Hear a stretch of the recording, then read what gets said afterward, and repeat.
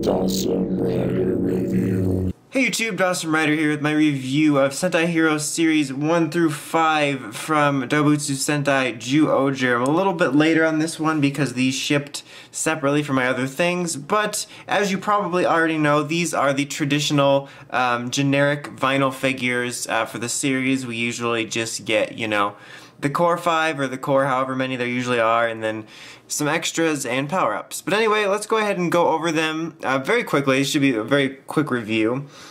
We'll start with Zyuohger here.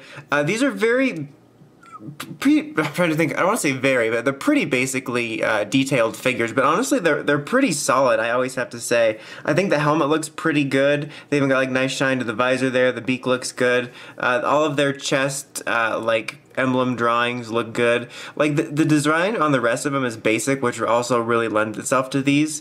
But like I just said, I didn't want to say they're very basic because I think they're not like super in depth like a figure art or something, but they get the job done pretty well and they don't leave too many major details out. And just something I like about the way that they're designed and the way the material looks is they look like little like statuesque figures. And obviously you can tell they're not very articulated. His arms will move around and his waist will move. His head doesn't move and his legs don't move or anything like that. And he doesn't come with any weapons. So it's very, very basic. And these all just come with little tags that you pull off of here. They used to come in these neat little collectible boxes. Well, I mean, I don't know if they're collectible, but I collected them. But these neat little boxes and sometimes weapons, which is nice. But they don't really do that anymore. Alright, now here's Shark. Again, pretty solidly detailed.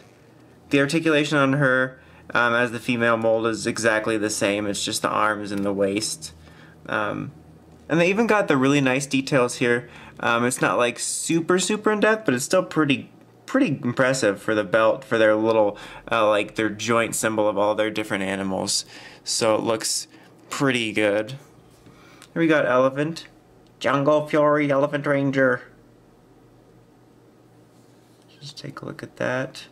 And unfortunately, some of them do have problems with like their feet being a little bit warped with standing. Namely, for me, yellow and white. So like I have to turn them a little bit to get them to not be like that.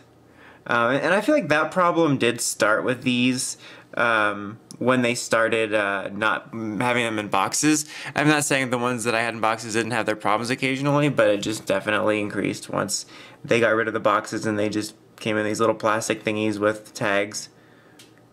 But yeah, there's not usually a whole lot to go over in these. Honestly, my points usually stand year to year on these figures, as I actually quite dig these figures, personally.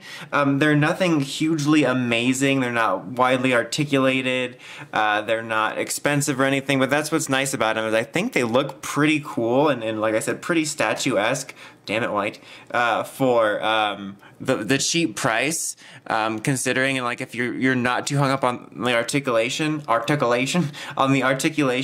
or you just want something for representation for now, then I can recommend them because they're very cheap and they look pretty solid on the shelf. But yeah, that's pretty much about it. Until next time, make sure to check out the Crazy Podcast at writersrangerambles.com, and of course, don't forget to like, comment, subscribe. Until next time, Dawson Rider, signing out.